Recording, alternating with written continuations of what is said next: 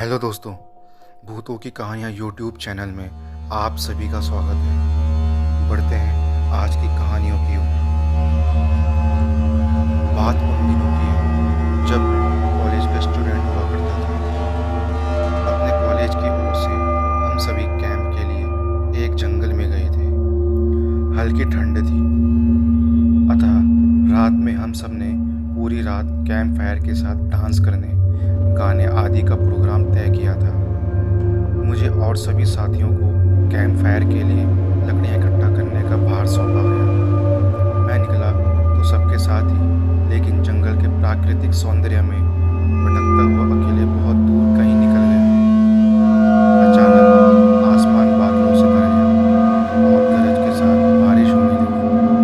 बादलों के लगातार गरजने से मैं पेड़ के नीचे खड़ा रहना मुनासिब न समझ आसपास किसी घर की तलाश में एक दिशा में भागने लगा।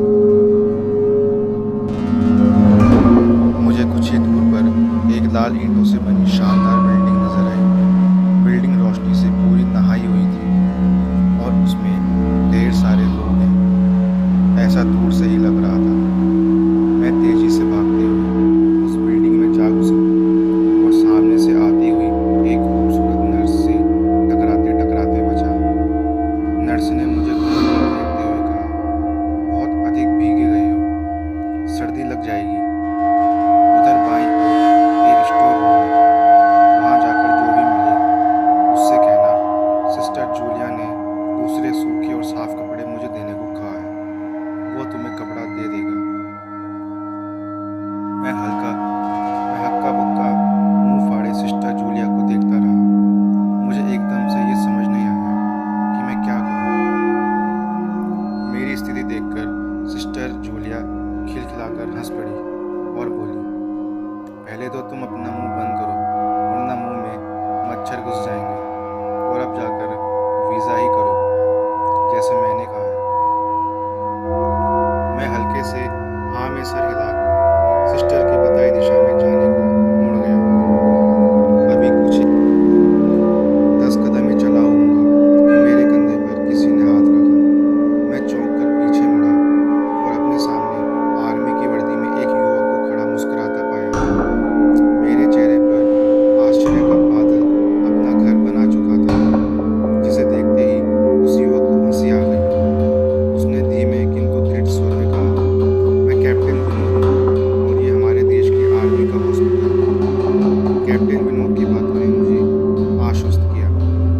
मैं अब धीरे धीरे सामान्य हो गया और मैंने कैप्टन विनोद को सिस्टर जूलिया की कई बातें सुनाई। सुनकर कैप्टन विनोद के चेहरे पर रहस्यमयी मुस्कान फैल गई और वे बोले, तो सिस्टर जूलिया से भी मिल चुके? जी, क्या मतलब है आपका? कुछ नहीं, चलो मैं तुम्हें सूखे कपड़े देता हूँ, चेंज कर लो, नहीं तो सच में सर्दी लग जाएगी। और मैं कैप्टन विनोद के पीछे पीछे एक बड़े से कमरे में पहुंच गया।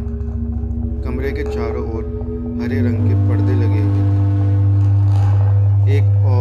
एक बड़ा सा बेड पड़ा हुआ था और उसके सामने एक सोफा था। बीच में एक टेबल था जिस पर 2 गिलास, एक बड़ी बोतल ब्रांडी की और एक या 2 पत्रिकाएं पड़ी हुई थी। कमरे के एक कोने में एक बड़ी सी अलमारी थी, जिसमें से कैप्टन विनोद ने एक आसमानी रंग का कुर्ता पैजामा निकालकर मुझे दिया और कमरे में लगे बाथरूम की ओर इशारा किया। मैं बाथरूम से कपड़े चेंज कर जैसे ही निकलने लगा, मेरी नज़र बाथरूम की एक दीवार पर पड़ी। वो खून के छींटों से भरी हुई थी। ये देखकर मैं घबरा गया और जल्दी से बाहर निकलने को मुड़ा कि बाथरूम में लगे आईने में खुद को ही देखकर चौंक गया। आईने में मेरा पूरा शरीर तो नजर आ रहा था, लेकिन मेरे शरीर पर से मेरा सर गायब था। अब मुझे डर लगने लगा था और मैं हड़बड़ाकर बाथरूम से निकल गया। मुझे इस तरह बाहर निकलते देख कैप्टन विनोद ने हंसकर पूछा, क्या हुआ? अरे हाँ, तुमने तो मुझे मान लिया। कहाँ जाओ? बाहर बहुत तेज बारिश हो रही थी, लेकिन अचानक मैं समझ नहीं पाया। कैप्टन विनोद बाथरूम के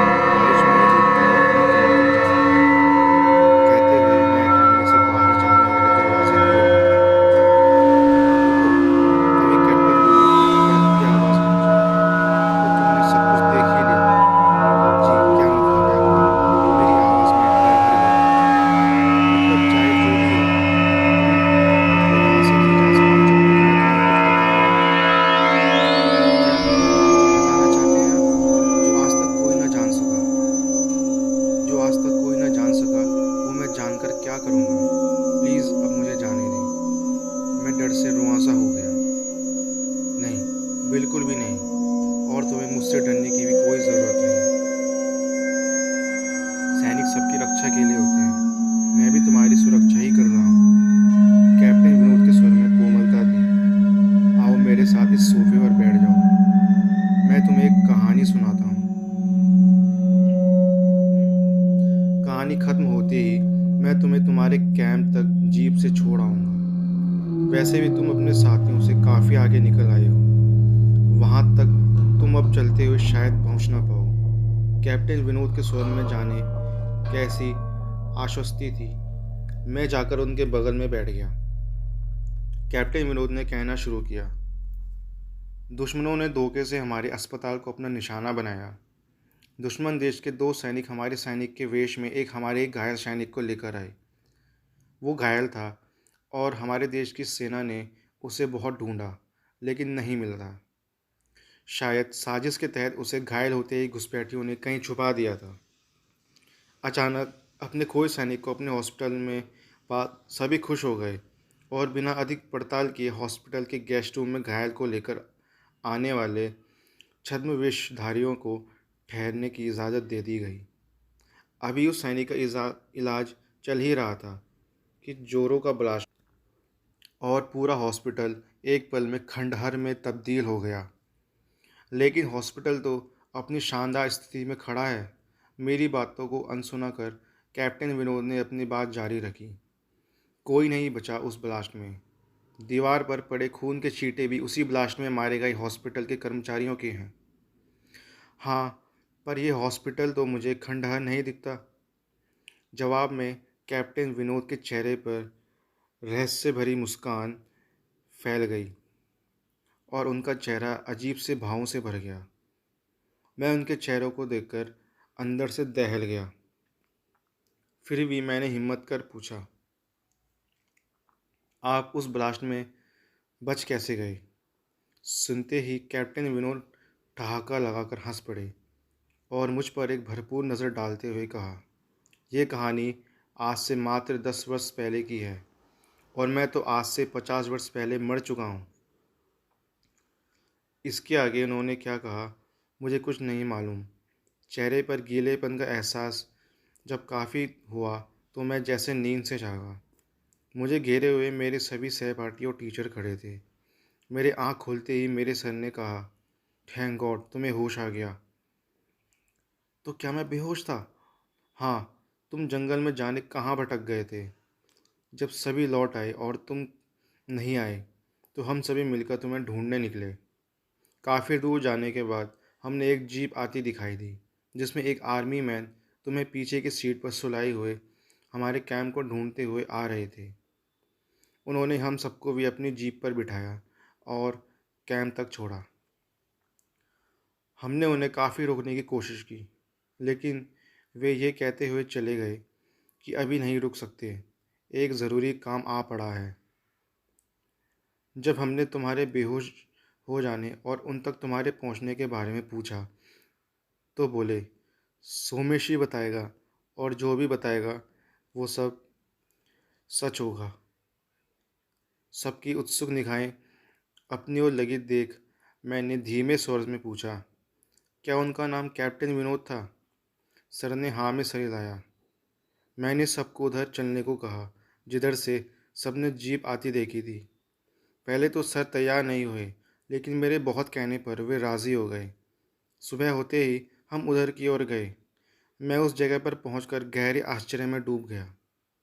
वहाँ एक अधजला खंडहर था जिसके एक टूटे पत्थर पर लिखा था, आर्मी हॉस्पिटल।